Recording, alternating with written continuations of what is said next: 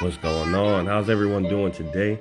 CJ Hill here, back at it again to talk to you guys about the NBA playoffs. Today we're going to look at the summary of the Eastern Conference first round of the NBA playoffs, and I'm excited, man. I tell you, Eastern Conference, it really wasn't much competition as we take a look at most of these first round competitions. These first round battles, these first round series, it wasn't really much competition. I would say for the Eastern Conference that the playoffs don't really begin into the second round. So let's go ahead and let's take a look into, I would say, the Boston Celtics versus the Indiana Pacers. As we see here, man, the Celtics, they swept the Pacers. They brought out that broom. They was just like, we're going to go ahead and do some spring cleaning. We're going to go in this kitchen. We're going to go sweep. We're going to go ahead and do what we got to do. Move on to the next round as we see that the Boston Celtics defeated the Indiana Pacers 4-0. They swept them, which I would say I'm not too surprised. I picked the Celtics to win either in 4 games or 5. I didn't really see the Pacers putting up too much fight. To be honest, because the Pacers, though they showed a sign, they showed strength. They showed that they weren't willing to back down, especially after losing their all-star player Victor Oladipo. I love the way that Victor plays. He of course, he got injured earlier in the season, and he's recovering, as we know. But Victor was a guy for this team during the regular season. He averaged almost 19 points per game. He shot 42% from the field. He shot almost 35% from the three-point line. And, this is what the team missed. The team missed these 18 points. The team missed his 6 rebounds that he was close to averaging, his 5 assists, his almost 2 steals per game that he averaged. And as you can tell, and as you look at these games, honestly, I would say that there were 2 chances that the Pacers could have came away with 2 games. I watched the second game and I believe the 4th game, and the Pacers were up. I believe they were up by 8 going into the 4th quarter. I may be wrong, fact check me if you have to. But the Celtics ended up winning that game 99-91, with Kyrie Irving dropping a total of 37 points. And then in the 4th game, the Pacers, one thing about the Pacers, as I saw throughout this series, they had a problem at times scoring on a consistent basis, and also they had a problem closing the game. They had a problem closing not only the game, but closing quarters.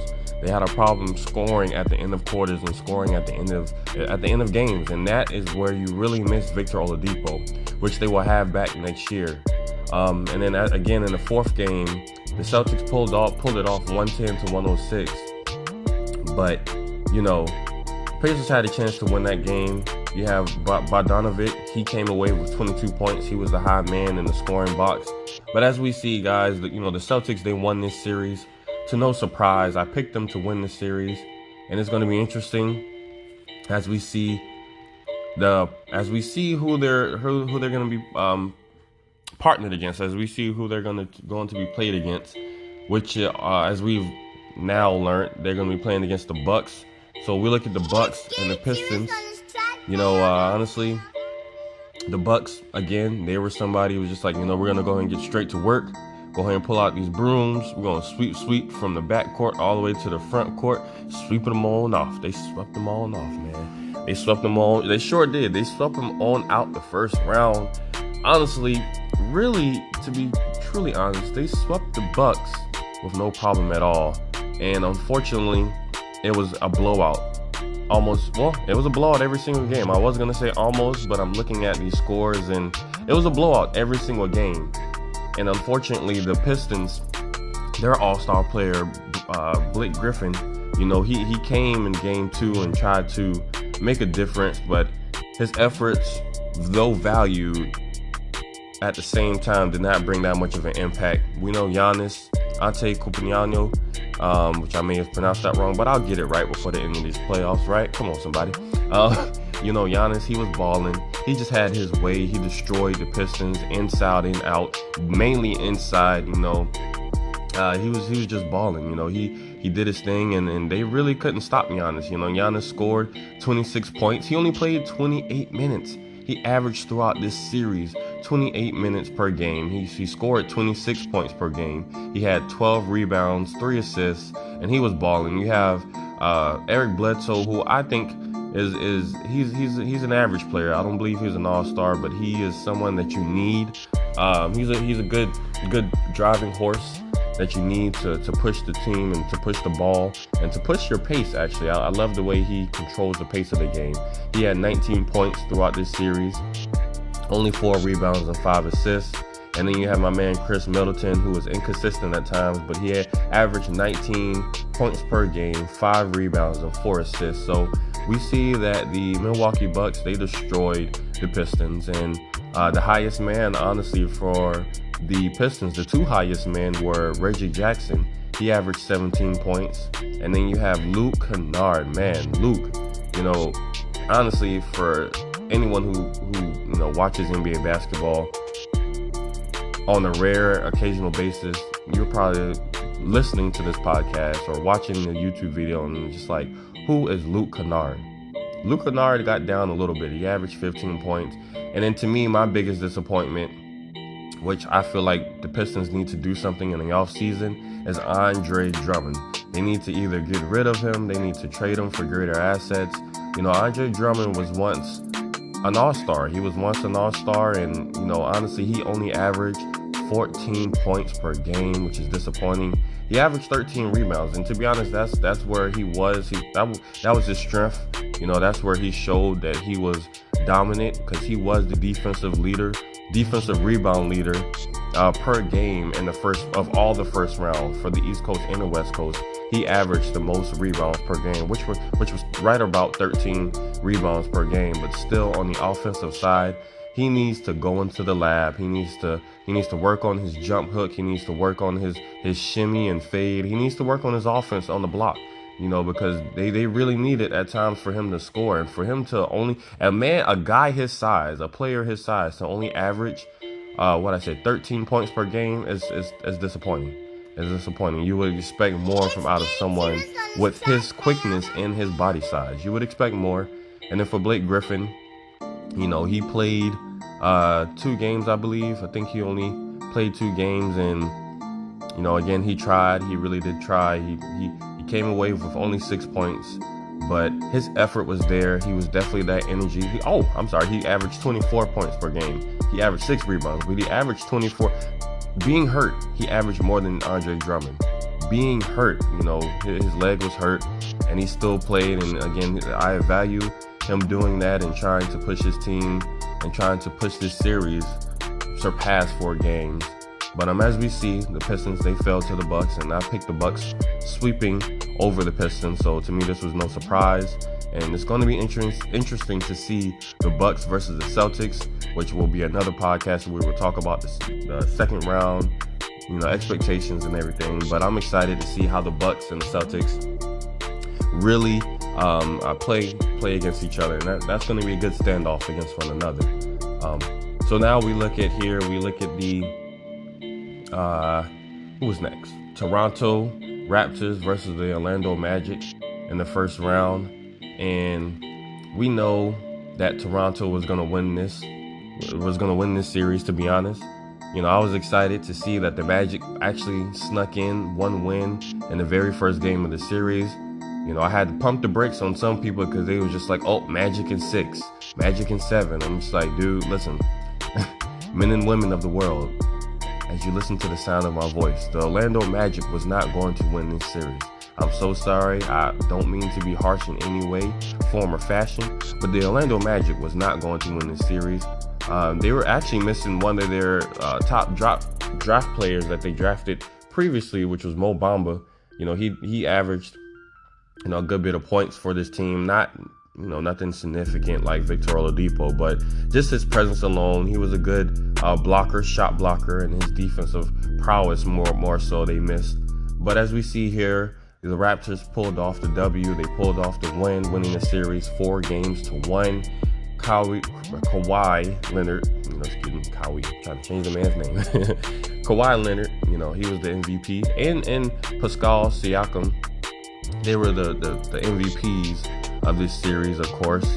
And the Magic, they had no way to stop Kawhi. You know, Kawhi is a generational player. You know, he's very quiet, and that's why you don't hear much about him. But Kawhi, he averaged 27 points, easy 27 points, easy 6 rebounds and 3 assists. And listen to this. Kawhi Leonard in this series shot 53% from the 3-point range. He shot 55% from field goal altogether. And then you have Pascal Siakam behind him shooting 53% from the field goal range, and dropped down to 36% from 3-point, which is not bad. It's not bad. And Siakam, he averaged 22 points, 8 rebounds, and 3 assists. And I think that's going to be a good duo going forward into the next series. That's going to be a good tag team to see how that plays out. Honestly, guys, I no longer have. How can I say this? I stopped having faith in Kyle Lowry 3 years ago. Well, I'll say 2 years ago. 2 years ago, honestly. Definitely last year is when I was just like, you know what, I'm done. You know, when they had the chance to play, they played against LeBron and the Cavaliers and they got swept. And then the year before that, they still lost. And to me, it always falls back on Kyle Lowry. No matter who you place around him, Kyle Lowry always seems to go missing in the playoffs. And I can't stand when players do that. He's a great regular season player. Don't get me wrong. He's a great regular season player. But, you know, for him to only average 11 points in this series, 4 rebounds. He did great on the passing side. He averaged almost 9 assists and 2 steals.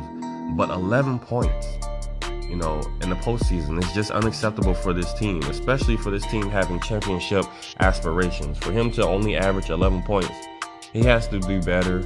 Honestly, I'm just not surprised. He did the same thing to DeMar DeRozan, which to me, I felt like the general manager, Usagi, however you say his name, I felt like he should have traded Kyle Lowry, but obviously the Spurs were smart and didn't want him because DeMar DeRozan obviously proved to be more consistent than Kyle Lowry. But Kyle Lowry only shot 32% from 3-point range. He shot 43% from the field, which isn't bad. But again, 11 points, you got to do better. He has to do better. And we'll see how he does in the second round. You look at the other side, honestly, there's not much to really say. I am a big fan of Aaron Gordon.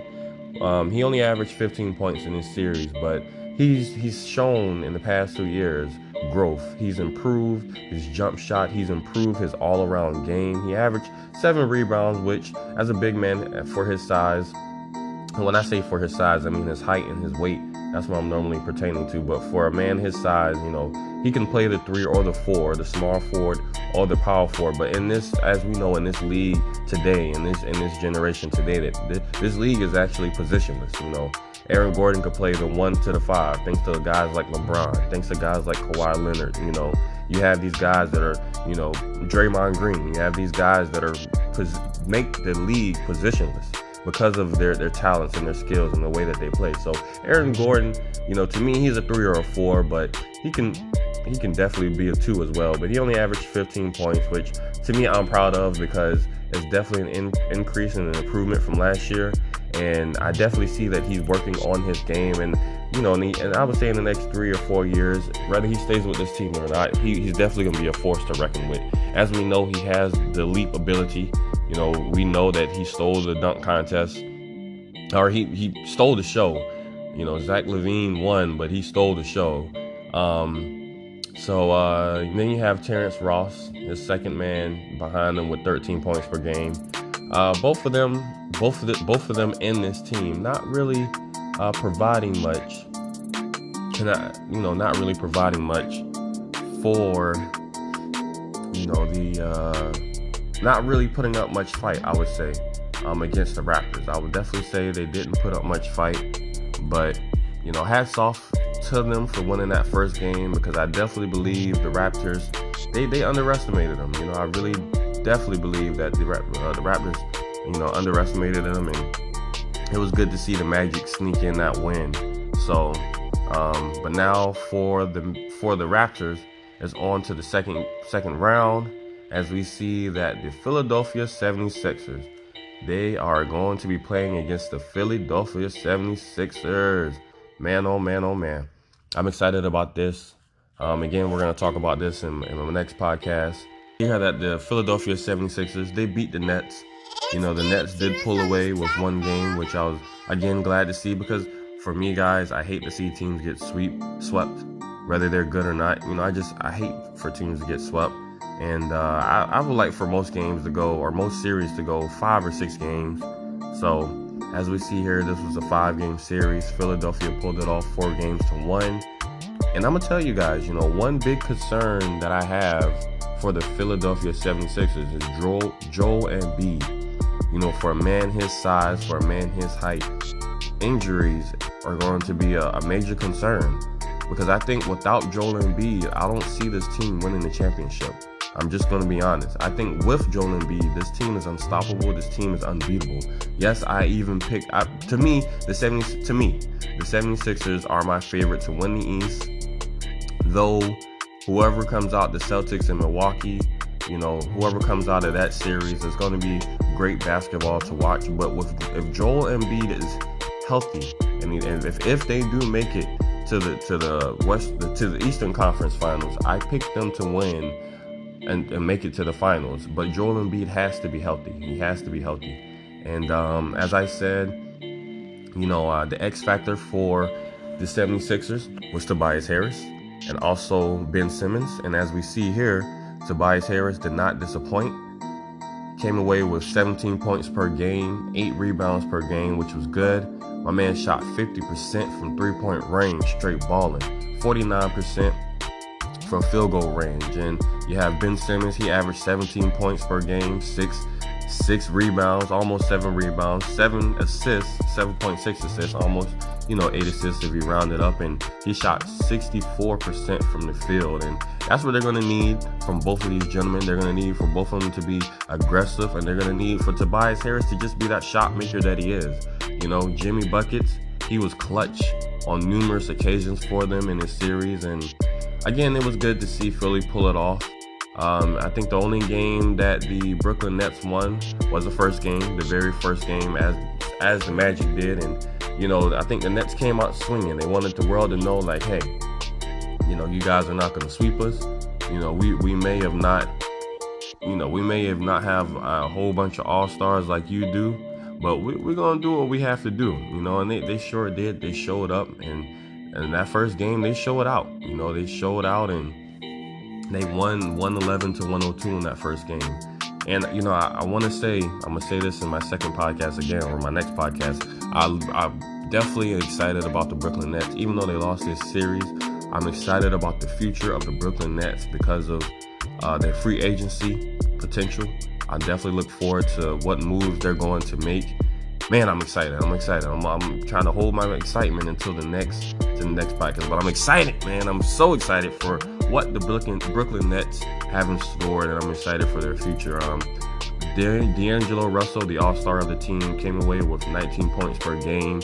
He only shot 32% from three-point range and 35% from the field. He averaged 3 rebounds and 3 assists, which wasn't too bad. And he actually, Karis LeVert, he got injured at the beginning of the season or mid-season, and he came back strong. He was the highest man scoring-wise for the Nets, averaging 21 points off of almost 50% from the field and 46% from 3, which is not bad at all. And I'm excited for that duo again going forward. And they pulled away. They came away with game 1, and as we saw the antics of Jared Dudley, it was hilarious to see Jared Dudley saying that Ben Simmons is average in half court, which I disagree with. Ben Simmons, he's an all-star player. He won the all-star. He got into the all-star for apparent and obvious reasons. Ben Simmons, he's an all-star in fast break, and he's also an all-star in the half-court setting. So I'm excited, for Ben Simmons and him breaking out of that first game shell, breaking out of those nerves. And Jared Dudley, he's a guy that's close to retiring. He just, to me, you enjoy the moment. You enjoy the trash talk. You enjoy it all while you can. You soak it up, while you can. So I don't blame him for making a statement. You can speak your opinion, but we all know that Ben Simmons is a great player. So that's going to be exciting to see. the Philadelphia 76ers versus the Toronto Raptors. There we go. So in the second round is going to be Milwaukee Bucks versus the Boston Celtics, and also the Toronto Raptors versus the Philadelphia 76ers. So I'm excited, guys. Thank you guys first and foremost for tuning in, for listening. Again, this is Bebo with Sports, coming to you with NBA coverage, NBA playoffs coverage, news and updates. And look forward, if you're enjoying the podcast, I thank you for tuning in, and stay tuned.